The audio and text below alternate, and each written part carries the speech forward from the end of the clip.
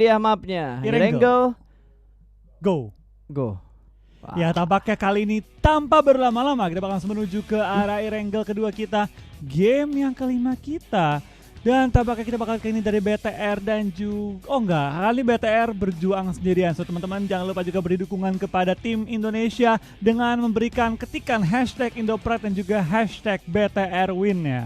Betul sekali. Kita bakal melihat satu tim Indonesia aja karena Aerowolf Limax lagi bersirahat. Ini grup B melawan grup C. Berarti ini adalah match terakhir hari ini untuk grup B. Navi cuma main bertiga. What? Oh iya juga, Navi cuma main bertiga. Kenapa nih mereka main bertiga nih? Ribut kah? Enggak ya? Guys, bercanda guys. Bercanda sayang ya. Enggak ya. Bercanda. Mereka bukan tim. Bukan fighting. Fighting. Bukan. Jadi tidak mungkin mereka ribut-ribut. Dan kita bakal melihat circle juga yang sudah mulai keluar. Ada penumpukan ternyata di arah sekitar Gergopol. Ada Navi, lalu ada X. Itu X kan ya? Mana tuh? 21 itu? Ya. Itu X. Yang timnya Zute. Ya. Betul. Kok ini itu cukup ramai loh di daerah atas loh, di tempat-tempat AM. Ada tim X, ada juga Zeus, ada tim 4AM, ada Navi cuma bertiga doang. Di Gergopol kotak-kotak. Dan kali ini dari Gatka dikuasai oleh tim ASL ya. Betul sekali. Belum ada fight yang terjadi sepertinya karena kita belum melihat ke arah in-game-nya dan akhirnya sudah mulai tersorot. Secret akan beradu aim dengan Alpha 7 karena mereka akan memperebutkan kurang lebih Rozok inilah. Tapi kayaknya lebih enak ke arah Alpha 7 deh. Mereka udah nguasain beberapa spot-spot atau hotspot yang ada di arah sekitar Rozok ini. Sementara Secret hanya mengamankan beberapa posisi aja. Alhasil mereka lebih milih untuk menghancurkan beberapa ban dari vehicles yang ada di arah Rozok. Ngapa? Gue udah dapat tempatnya. Lu gak bisa rotasi karena gue. Betul sekali. Tapi gue bingung nih, TS bakal looting kemana lagi ya? Dua membernya lagi udah cukup jauh. Gue gak tahu mereka pindah kemana. Apakah mereka mengambil gudang-gudang belakang? Apakah mereka mengambil kota banjir atau ruin? Setelah gue gak tahu karena TS tuh rumahnya Rozok. Gue gak tahu kalau nggak Rozok mereka kemana. Kalau nggak Rozok mereka kemana? Mungkin ini hari-hari untuk adaptasi. Biasanya kan minggu pertama itu minggu-minggu adaptasi. Betul, nyoba-nyoba baru. Ataupun nanti nabrakin kita. Betul. Tunggu aja lu next game, tabrakan lagi kita bro. Karena bisa dibilang weekdays ini itu kan 2 hari penentuan kan. Kayak kualifikasi mereka untuk bermain di arah super weekendnya, mereka bisa memperebutkan poin untuk ke grand final atau enggak. Betul. Dan nanti ketika mereka udah masuk ke weekend, itu kan baru perolehan poin sesungguhnya. Yap. Tapi nggak bisa mengecilkan juga kepentingan dari hari Selasa dan Rabu. Yap. Sekali kepleset, GG.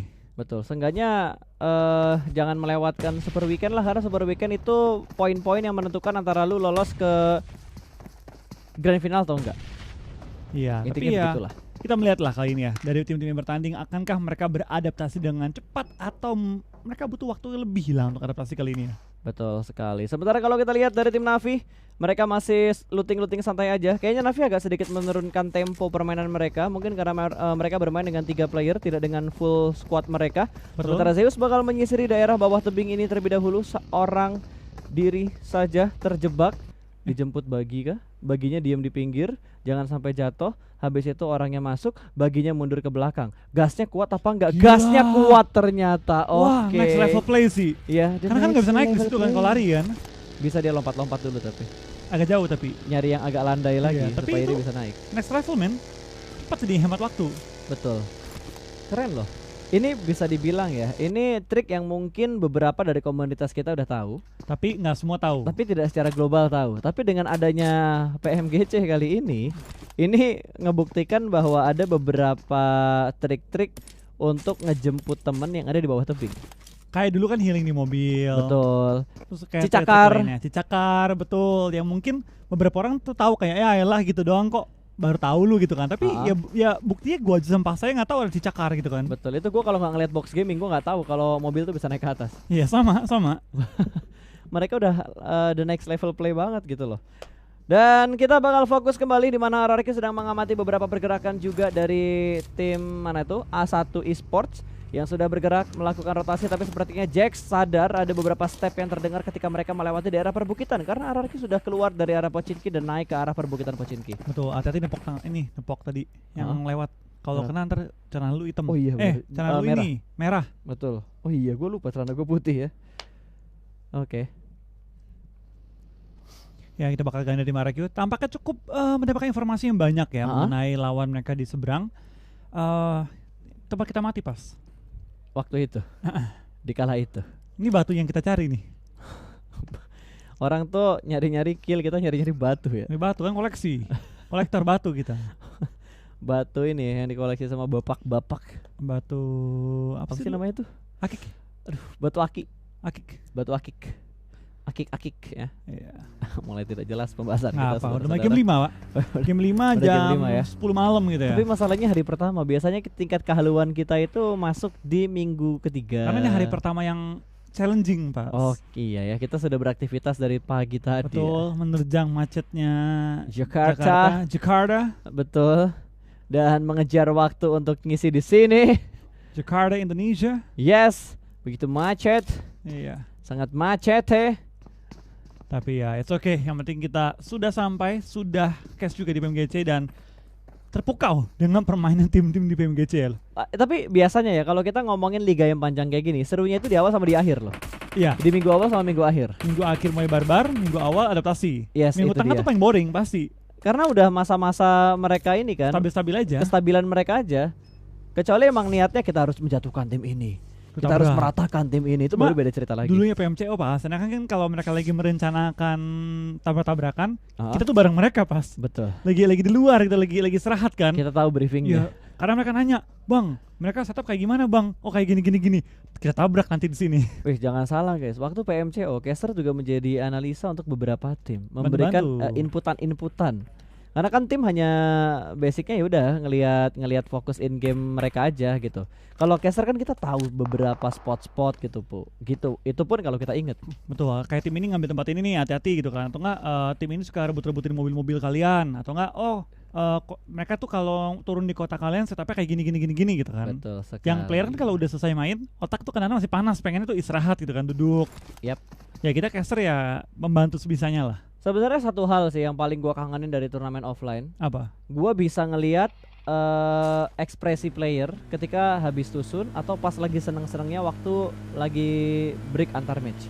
Kayak habis chicken tuh habis hasil bagus gitu. Betul, kan. kayak waktu PMCO kan begitu kita kelar match kita langsung ke backstage kan. Backstage kita gabung sama player-player lain, ngobrol baik dari negara kita ataupun dari negara-negara tetangga. Kita ngobrol join juga sama caster-caster dari negara lain. Itu kayak ngebuat pemikiran kita nge-cast tuh lebih terbuka karena nggak cuma player guys yang butuh referensi spot, rotasi dan lain-lainnya, tapi kita juga ngobrol sama caster-caster negara lain tentang topik pembahasan. Biasanya lu early game ngebahasnya apa, mid game ngebahasnya apa, late game ngebahasnya apa, terus mancing hype-nya tuh kayak gimana. Jadi kita sharing, tuker informasi juga.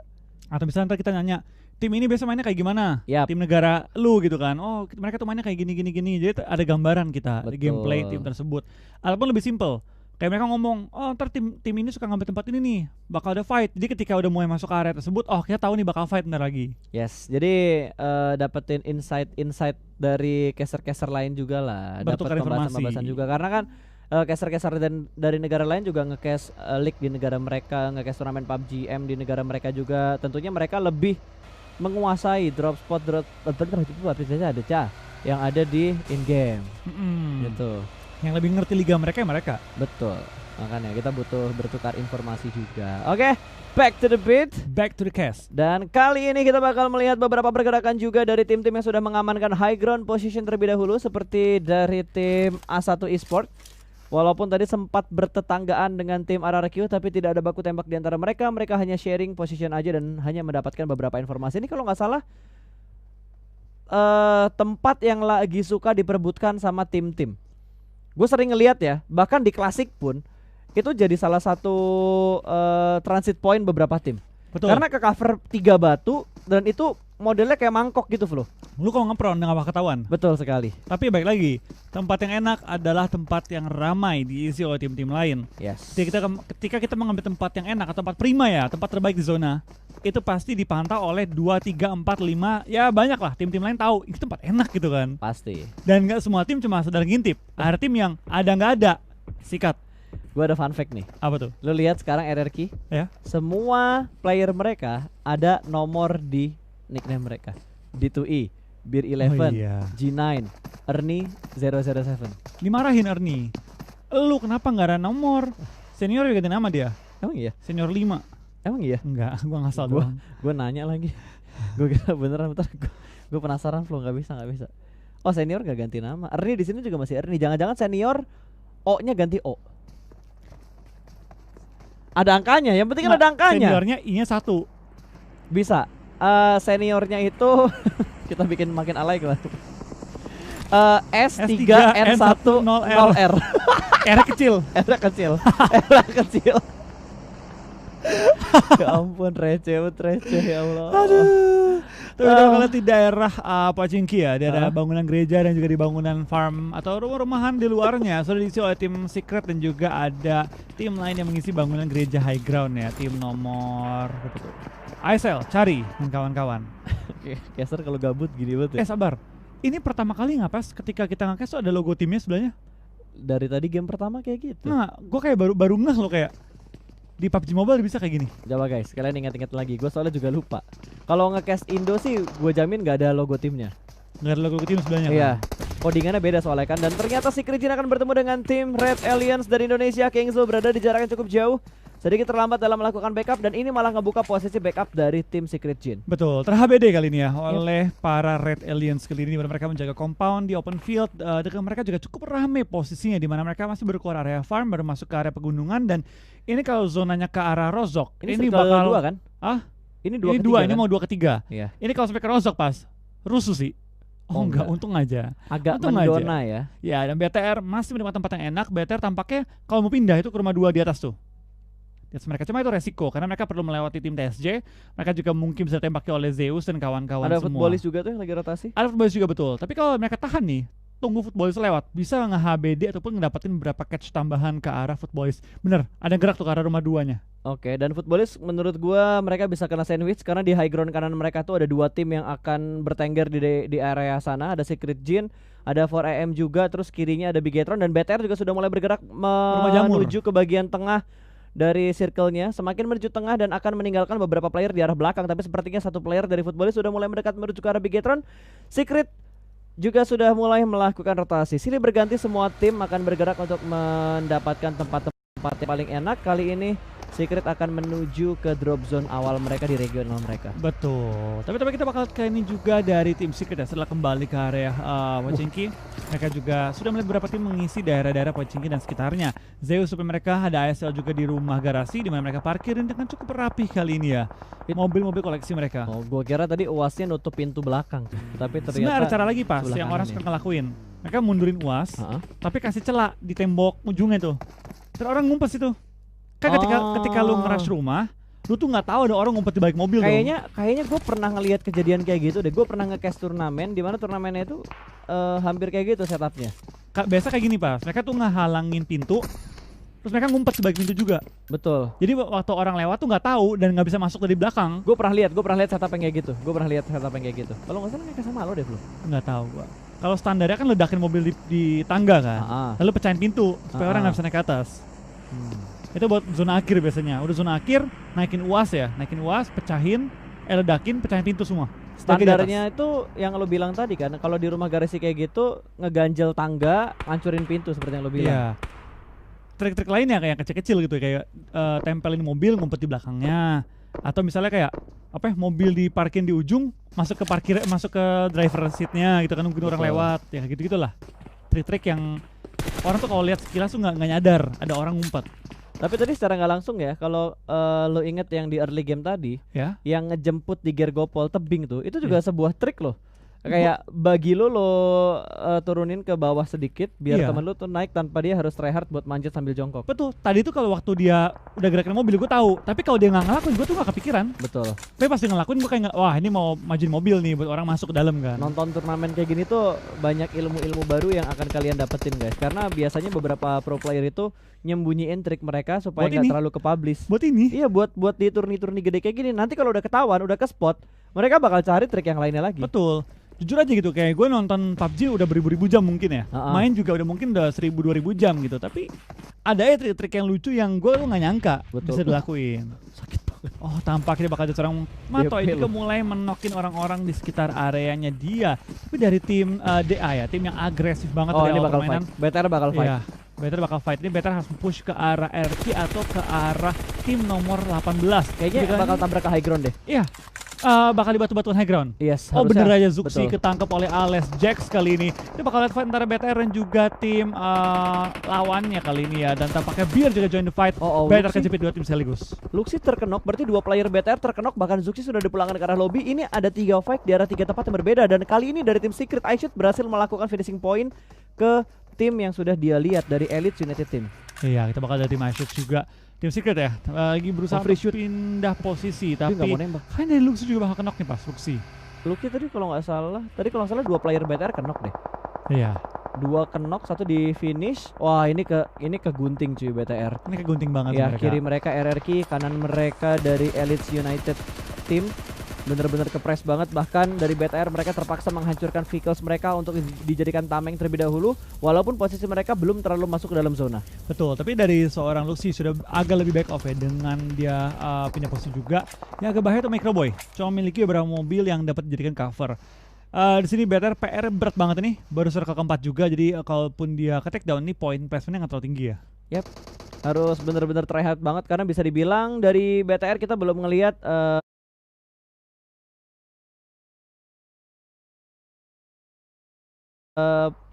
best placement yang dia dapatkan dari 4 match yang sudah berjalan, Betul. atau dari 2 match yang udah mereka lewati. Oh, BTR berhasil nge-revive ya BTR? Enggak, Zuxi ke N. Itu ada dua. Mana sih? 3 tuh, 3. 3 kan? Iya, 1 Ya, ke N. Susi doang tadi kan, gue Iya, kira Zuxi 2 doang tadi. ke N. 2 ke knock, 1 ke finish, dan RRQ masih ngepres dari arah sebelah kiri, sementara Luxi masih mengintip untuk mencari informasi dari Elite United Team yang ada di bagian kanan mereka. Secret juga sudah mulai melakukan pergerakan. Kali ini semua tim akan berpikir langsung ngambil jalan pintas garis lurus ke zona, atau mereka bakal muterin circle-nya dulu untuk mendapatkan tempat yang lebih nyaman. Dan BTR akan memainkan granatnya, dan seperti biasa granat dari BTR benar-benar amazing, berhasil mendapatkan 1 player yang ada di balik batu. Kali ini Luxi bakal melempar granat berikutnya, sudah mulai dimasak dan dilempar ke arah atas. Finishing point berhasil didapatkan hanya dengan menggunakan granat. Hujan meteor dari Bigetron benar-benar memporak-porandakan defensive area dari tim yang ada di high ground. Betul. A1 benar-benar kerepotan. Spesialisnya BTR memang lempar-lempar baso jarak jauh ya, dan tampaknya kita bakal dari tim A1 sudah mulai kerepotan dengan lemparan bom jarak jauhnya BTR yang sudah menjadi ciri khasnya para Red Alien kali ini ya. Ini bisa dibilang tuh granat atau utility setup dari BTR tuh ultinya BTR tuh ya. Ultimate BTR ya. Ultinya BTR. Kalau full move-nya ya, full kombonya itu abis lempar bom di rush, Wah, itu dia. diputer-puter langsung ke mereka. Itu udah bener-bener bikin bonyok musuh, Pak. Mereka bergerak tuh bener-bener rapi banget. Ryzen akan ngebuka dari arah tengah. Dia masih menjadi ninja terlebih dahulu, mengintip setup yang sedang dilakukan oleh A1 kali ini. Melempar beberapa utilities lagi menuju ke arah pemain-pemain dari tim A1. Belum ada yang terlihat, akan dilempar menuju ke bagian belakang dari mobil, dan Ryzen menerima beberapa damage, namun dia masih cukup aman di balik 1 batu. Ini akan menjadi long fight antara BTR dan juga A1. Hampir men-take down tambahan anggota lagi. Ryzen perlu menahan sakitnya Blue Zone kali ini dengan first aid kit yang dimiliki. Harus pindah posisi dikit lagi ke kiri dan harusnya masih cukup aman. Dari seorang sinister juga bakal menggunakan first aid kit. Tampaknya BTR dari open field cukup mempressure pergerakan dari tim A1 ya. Tidak membiarkan mereka hidup terlalu lama di daerah high ground. Proning. Microboy sudah menemukan informasi dari lompatan dia juga dan berusaha memberikan pressure dengan meledakkan mobil sebelahnya. Betul, Ryzen masih menjadi ninja di dalam smoke. Dia bakal nge-backstep 1 pemain yang ada di balik UAS, lempar molotov menuju ke arah sebelah kiri dari UAS, dan kali ini sudah mulai disadari dan sedikit terbakar. Terkena bakaran api asmara dari seorang Ryzen. 1 down dari A1, dan kali ini proning shoot menuju ke arah 2 pemain dari tim Bigetron, namun masih bisa bertahan di balik batu. Terspot posisi setup yang sedang dilakukan oleh A1 kali ini, tapi dari arah sebelah kiri ada yang tidak diduga-duga menembak ke player dari Red Aliens. Betul, 2 lawan 2 kondisi kita bakal dari DN. Ryzen bakal ke spray down di dalam smoke, tapi Luxi melakukan trading juga. Kalau ini Luxi bisa meratakan lawannya, dia bisa langsung buru-buru menyelamatkan anggota. Oh, nggak bisa diselamatin lagi ini. Ini 1-on-1 murni. Betul. Mencari kill dan mencari posisi. Luxi bakal maju. Jump shoot! Dan menangkan fight-nya. Luxi meratakan lawan dan sekaligus mendapatkan 5 point kill pada game kali ini. Tapi sayang sekali temennya nggak bisa di-revive. Di lain sisi kita bakal dari tim X dan juga tim Secret saling fight, dan tim X bakal pulang ke arah lobby. Oh my god, itu fight yang bener-bener intens banget terjadi di semua sisi. Kalau lu perhatiin kill feed-nya itu nggak berhenti-berhenti, Flo. Iya. nambah terus, dan tampaknya zona pun sudah pindah ke area lerengan school ya, dan kita bakal apakah BTR bisa memaksimalkan poin mereka pada kali ini dengan 5 poin kill yang mereka sudah kantongi. Betul sekali, dan kali ini dari Alpha 7 satu pemain mereka bakal datang dari arah overground, masih bermain di arah Shake yang ada di bagian bukit. Kali ini melakukan pick tipis, berhasil mendapatkan satu finishing point dilakukan, dan follow up dua player begitu saja datang menuju ke arah broken Shake-nya.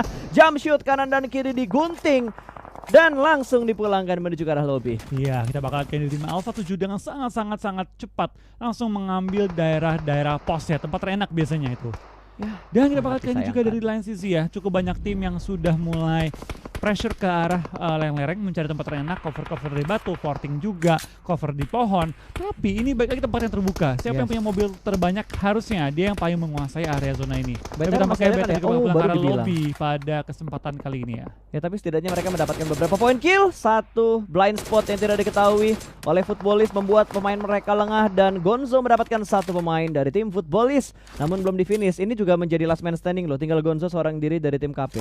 Betul. Dia pun perlu untuk pindah posisi kali ini dengan smoke yang dimiliki, dan di lain sisi dari Mereki masih menggila juga ya di pojok-pojokan circle, menahan dan menyayuri tim-tim lain yang sedikit telat. Tapi tampaknya cukup banyak anggota yang mulai bertumbangan, cukup banyak tim yang mulai berjatuhan juga dengan circle yang begitu open kali ini.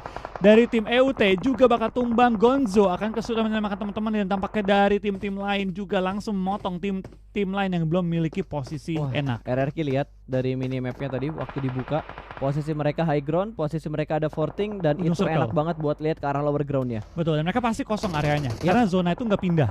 Mereka udah kontrol area dari tadi ya. Zonanya nempel banget sama mereka.